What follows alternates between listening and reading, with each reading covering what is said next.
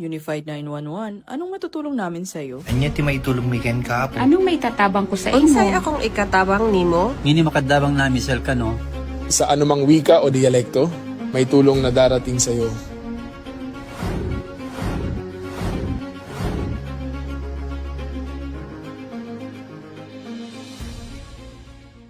Lilingkod sa bawat Pilipino at magbibigay ng tamang impormasyon para sa tahimik at maayos na Pilipinas. Police News Network, alagad ng batas, tagapagtaguyod ng balitang pulis, sandigan ng mamamayan, patnubay ng katotohanan.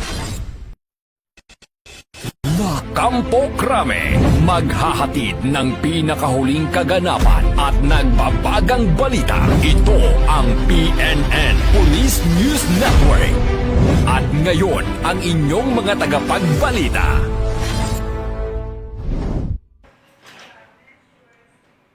Magandang araw, bagong Pilipinas. Ako ang inyong alagad ng batas, tagataguyod ng Balitang Pulis. Ako po si Patrol Woman Bungo mula sa Regional Mobile Force Battalion ng NCRPO.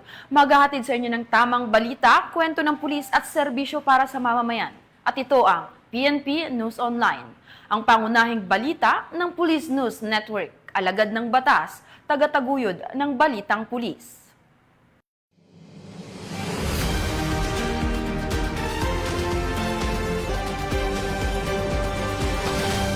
Narito ang mga balitang dapat niyong abangan.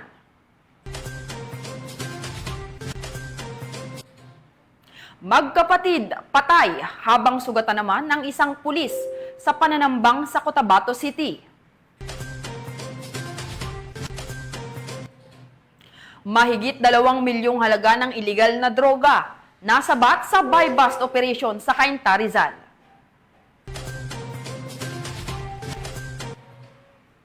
Mahigit 1 milyong halaga ng shabu nasabat sa operasyon ng Regional Drug Enforcement Unit 6.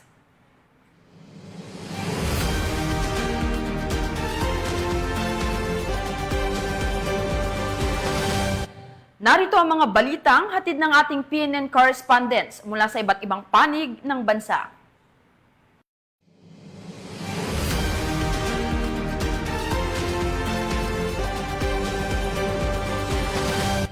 Simulan natin ang balita mula sa bahagi ng Luzon.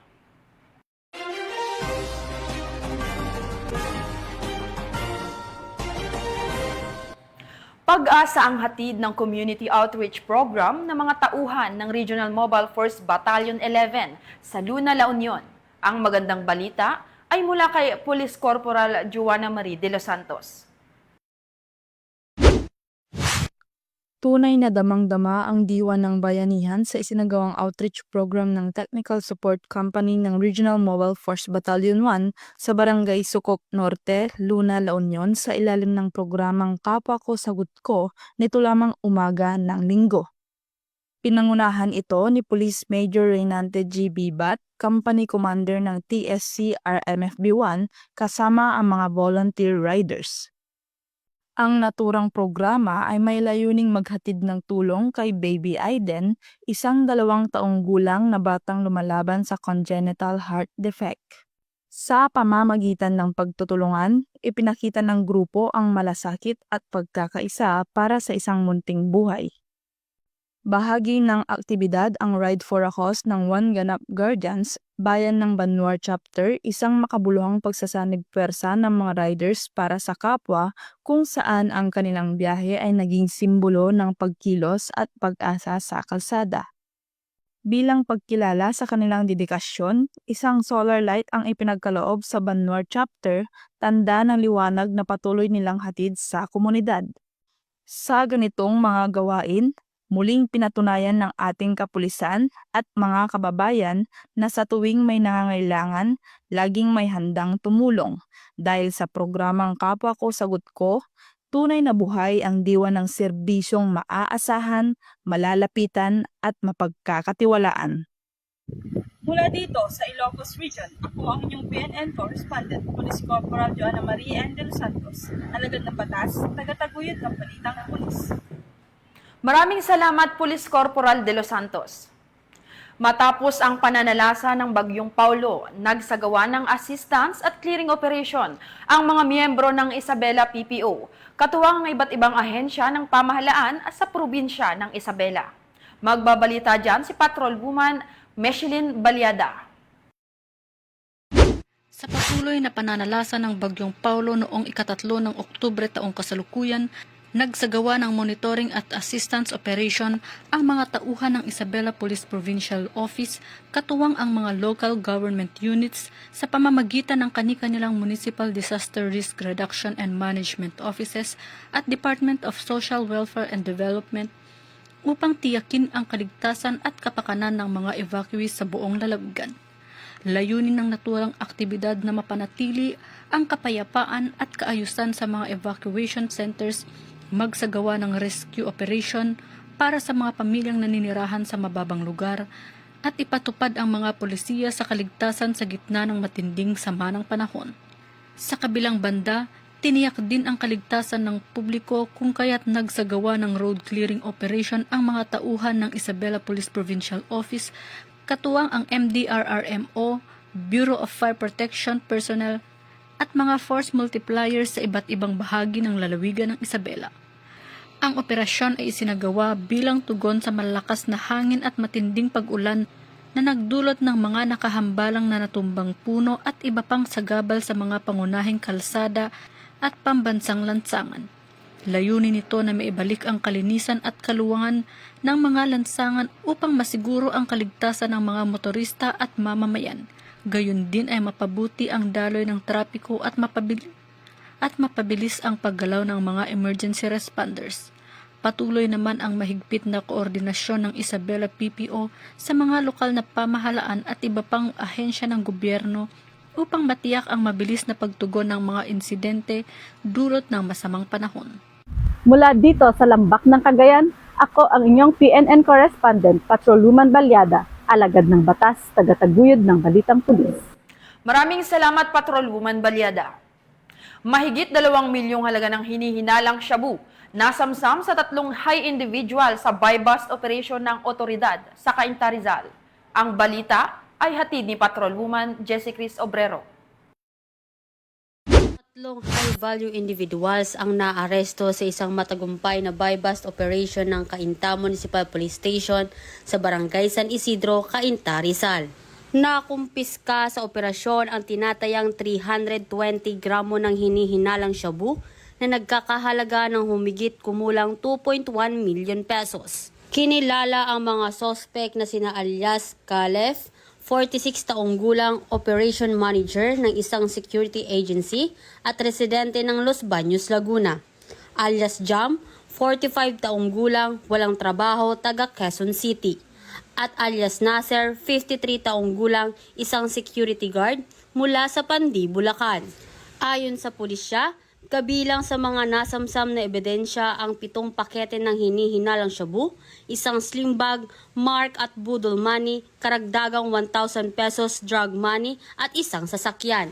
Ang operasyon ay naisagawa sa pakikipagtulungan sa PDEA. Ang mga sospek ay isinasailalim sa drug test at kasalukuyang nasa kustodiya ng Cainta Custodial Facility. Sila ay sasampahan ng kasong paglabag sa Section 5 at 11 ng Republic Act 9165 o Comprehensive Dangerous Drug Act of 2002.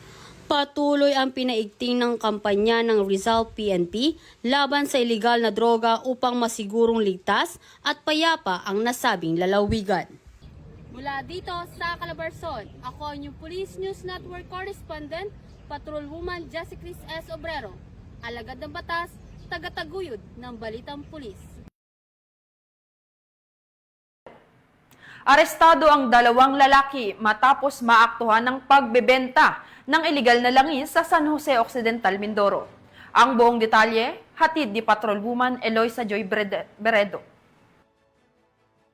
Naaresto ng mga operatiba ng Criminal Investigation and Detection Group Occidental Mindoro Provincial Field Unit ang 2 lalaki matapos mahuli sa aktong nagbabagsak at nagbebenta ng produktong petrolyo nang walang kaukulang pahintulot mula sa Department of Energy.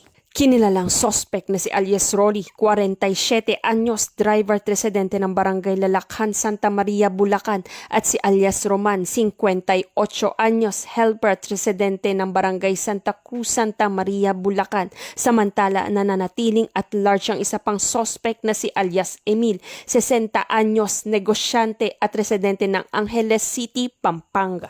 Ayon sa ulat, isinagawa ang operasyon sa Barangay Mabini, San Jose Occidental, Mindoro sa bisa ng Oplan Ligas matapos maaktuhan ang mga sospek na nagdi-deliver ng gasolina gamit ang isang 10-wheeler tanker truck na walang kaukulang permit na natahasang lumabag sa Batas Pambansa bilang 33 na inamyendahan ng Section 3 Paragraph H ng Presidential Decree 1865. Mga nakumpiskang ebidensya, isang blue and white 10-wheeler tank truck Isuzu Giga na may lamang tinatayang 10,000 liters na premium gasoline, 4 na perasong suction hose, 4 na perasong metal reducer, isang aluminum bucket at isang stainless dipper, at mga dokumento na sasakyan kabilang ang official receipt at certificate of registration ng truck head and tanker trailer.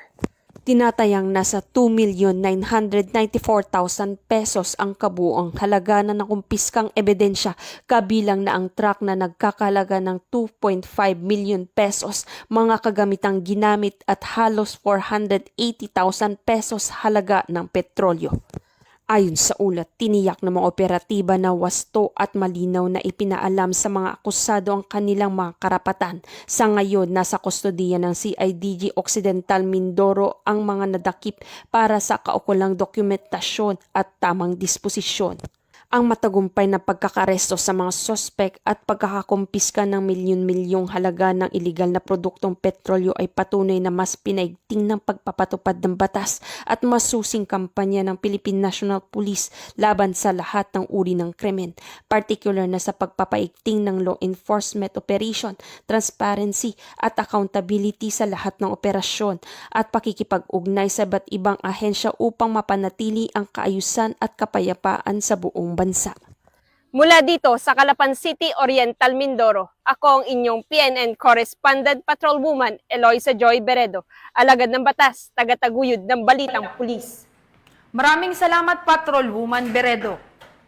Daan-daang estudyante ang napasaya ng bisita eskwela sa 2 paaralan sa Kalanasan, Apayao ng mga miyembro ng Apaya Police Provincial Office. Tinutukan niya ni Patrolwoman Jesly Sabado. Na isinagawa ng Apayao Police Provincial Office ang PNP Oplan Bisita Eskwela I Am Strong sa 2 paaralan sa Milagrosa Elementary School sa Barangay Eva at Santa Elena Elementary School sa Barangay Santa Elena, Kalanasan, Apayao, Kamakailan. Ayon kay Police Colonel Arnold D. Razote, Provincial Director ng Apayao PPO, ang matagumpay na aktibidad ay pinangunahan ng Provincial Community Affairs and Development Unit Apayao, katuwang ang Kalanasan Municipal Police Station at suporta mula sa pamahalaang panlalawigan ng Apayao. Umabot sa 123 mag-aaral mula preschool hanggang grade 6 ang nabenepisyohan ng nasabing programa. Nagbahagi ng kaalaman ang mga kapulisan tungkol sa mahahalagang batas gaya ng anti-rape law at anti-bullying, pati na rin ang kahalagahan ng pagkilala sa good touch at bad touch upang matutukan ang kaligtasan at proteksyon ng mga bata. Namahagi rin sila ng school supplies, raincoat at tsinelas para sa mga mag-aaral bilang dagdag suporta sa kanilang pag-aaral at kaligtasan. Ang programang ito ay patunay na ang Apayao PNP ay katuwang sa pagbibigay ng kaalaman, proteksyon at tulong, hindi lang para sa kasalukuyan, kundi pati rin sa ligtas at maayos na kinabukasan ng kabataan. Mula dito sa probinsya ng Apayao, ako ang iyong PNN Correspondent, Patrolwoman Jesly Sabado, alagad ng batas, tagataguyod ng balitang pulis. Maraming salamat, Patrolwoman Sabado. 7 drug suspect arestado sa magkakahiwalay na buy-bust operation ng QCPD. 163K halaga ng shabu nasamsam. Woman Ivy Corporal. Arestado ang 7 drug suspect at nasabat ang mahigit 163,000 halaga ng shabu sa magkakahiwalay na bypass operation ng Quezon City Police District sa ilalim ng pamumuno ni Acting District Director Police Colonel Randy Glyn Silvio. Sa payatas, 2 suspect na sina alias Mark at alias Michael ang nahuli matapos mabilhan ng pulis na nagpanggap na buyer. Nakuha sa kanila ang 20 gramo ng shabu na nagkakahalaga ng 136,000 pesos. Lumabas sa investigasyon na may dati ng kaso si Mark, kaugnay din sa droga, samantalang libang iba pa ang naaresto sa hiwalay na operasyon. Ayon kay Police Colonel Silvio, tuloy-tuloy ang kampanya ng Quezon City Police District kontra iligal na droga para mapanatili ang ligtas at maayos na lungsod ng Quezon. Mula dito sa Camp Bagong Diwa, Bikutan, Taguig City, ako po ang inyong PNN correspondent, Patrolwoman Ivy Corporal, alagad ng batas, tagataguyod ng Balitang Pulis. Maraming salamat, Patrolwoman Corporal. Simulan natin ang balita mula sa Visayas.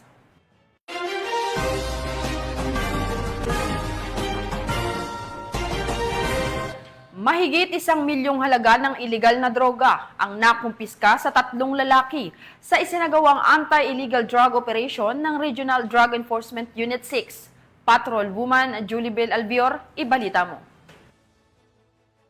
Nakapalag ng kapulisan na 3 binata nang maaresto sa isinagawang buy-bust operation ng Regional Police Drug Enforcement Unit 6 sa Zone 15 Barangay Kalaparan, Arevalo, Iloilo City, bandang madaling araw ng Biyernes nito lamang ika-3 ng Oktubre taong kasalukuyan. Kinilala ang mga nadakip na sina alias Miko, 22 anyos, itinuturing na main target at magkapatid na sina alias Allen, 20 anyos, at alias Carl, 18 anyos pawang mga binata at residente ng nasabing barangay. Ayon kay Police Major Marvin Villanueva, Deputy Chief ng RPDEU 6, nabilhan si alias Miko ng isang bulto ng hinihinalang shabu ng pulis na nagpanggap na pusher buyer gamit ang 12,000 pesos na marked money. Matapos ang transaksyon, na-recover pa sa kanya ang 2 sachet at 3 jumbo size sachet ng shabu na nakalagay sa loob ng isang cellphone box sa kanyang silid. Nakuhanan din ng tig-1 sachet ng hinihinalang shabu ang magkapatid na alias Allen at alias Carl. Ayon pa kay Police Major Marvin Villanueva, 1 buwan nilang minanmanan ang aktibidad ng pangunahing suspect bago nilunsad ang operasyon. Lumalabas din sa investigasyon na posibleng ginagamit bilang drug den ang bahay ng pangunahing target kung saan umano iniiwan ng isang kaibigang nakilala lamang sa alias na Dave mula sa Zone 12 Kalaparan ang supply ng illegal na droga. Tinatayang aabot sa humigit kumulang 170 gramo ang nakumpiskang hinihinalang shabu na may estimated standard drug price na 1,156,000 pesos. Kasalukuyang nasa kustodiya na ng Iloilo City Police Station 6 ang 3 suspect at naharap sa kasong paglabag sa Republic Act 9165 o ang Comprehensive Dangerous Drugs Act of 2002. Ang matagumpay na operasyon na ito ay patunay ng masusing trabaho at dedikasyon ng Iloilo PNP sa paglaban sa iligal na droga para sa mas ligtas na bagong Pilipinas. Mula dito sa Western Visayas, ako ang inyong Police News Network Correspondent, Patrolwoman Julie Bell Albior, alagad ng batas, tagataguyod ng Balitang Pulis. Maraming salamat, Patrolwoman Albior. Matapos tumama ang malakas na lindol sa hilagang bahagi ng Cebu, nagsagawa ng relief operation ng Cebu PNP kasama ang iba't ibang bahagi ng ahensya ng pamahalaan para sa pamilyang naapektuhan ng lindol. Patrolwoman Flora May Asares sa report.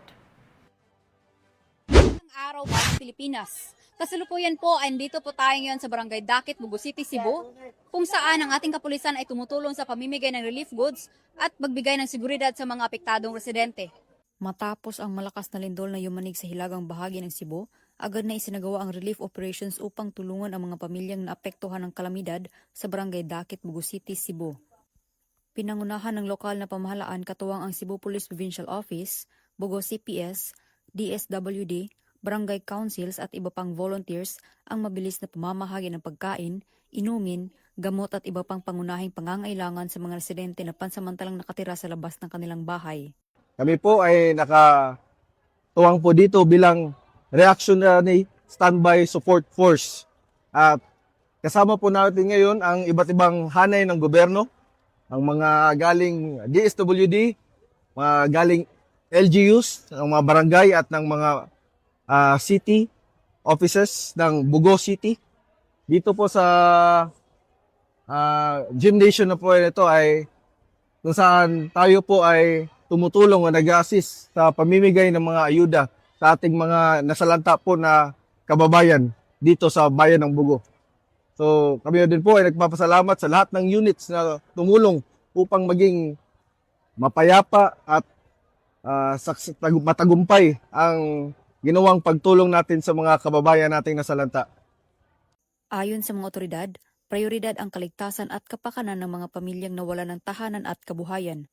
Tiniyak din ng mga otoridad na mahigpit na ipinatutupad ang seguridad upang maiwasan ang anumang insidente ng pananamantala, gaya ng looting sa mga apektadong lugar. Pasalamat ko sa mga kapulisan nga ning tabang sila pag nang atiman sa mga naigo sa linog diri sa Bugo City nga kanang daghan kayong mga mga tao nga nangamatay tungod sa linog. Nagpasalamat ko sa mga kapulisan, sa mga LGU, sa mga kanang kadagkuan diri sa Bugo og nagkalain-lain nga sila sila magpasagad kanamo sa pagtabang. Og daghang salamat kaninyong tanan. Ang pagkakaisa ng mga ahensya ng gobyerno at komunidad ay nagsisilbing liwanag para sa Cebuanong biktima ng lindol na ngayon umaasang makabangon mula sa trahedya. Mula dito sa Bugo City, Cebu, ako ang inyong Police News Network correspondent, Patrolwoman Flora May Asares, alagad ng batas, tagataguyod ng Balitang Pulis. Maraming salamat, Patrolwoman Asares. Sa patuloy na operasyon ng PNP kontra wanted person, arestado ang isang top 10 municipal most wanted person na may kasong frustrated homicide sa operasyon ng 1st Northern Samar PMFC. Ang report mula kay Patrolwoman Cristel Palafox. Ng mga otoridad ang nakatalagang top 10 municipal most wanted person na may kasong frustrated homicide sa barangay Bangkeruhan, Katarman, Northern Samar. Naresto ang akusado bandang alas 8:30 ng umaga ng mga tauhan ng 1st Northern Samar Provincial Mobile Force Company sa bisa ng warrant of arrest para sa kasong frustrated homicide na may narekomendang piyansa na 72,000 pesos para sa pansamantalang kalayaan. Dinala ang akusado sa 1st Northern Samar PMFC para sa kulang dokumentasyon at tamang disposisyon. Ang pambansang pulisya ay mas pinaigting ang paghuli sa mga taong may pananagutan sa batas upang mapanatili ang kaayusan at kapayapaan sa ating bansa tungo sa minimithi natin na bagong Pilipinas. Mula dito sa Eastern Visayas, ako ang inyong PNN correspondent, Patrolwoman Palafox, alagad ng batas, tagataguyod ng Balitang Pulis. Maraming salamat, Patrolwoman Palafox. Simulan natin ang balita mula sa bahagi ng Mindanao. Walang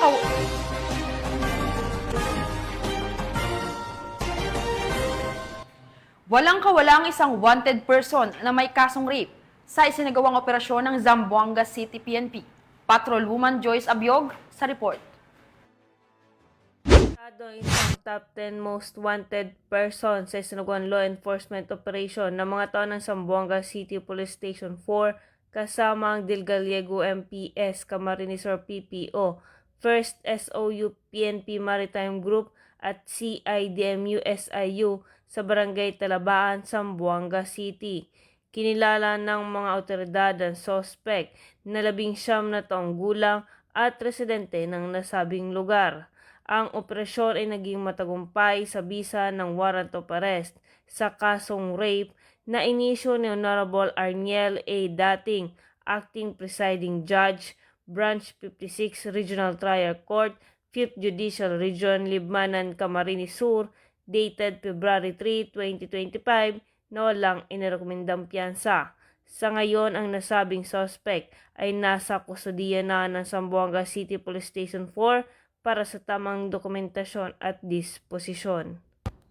Mula rito sa Zamboanga Peninsula, ako ang inyong PNN correspondent, Patrolwoman Joyce Abiog, alagad ng batas, tagataguyod ng Balitang Pulis.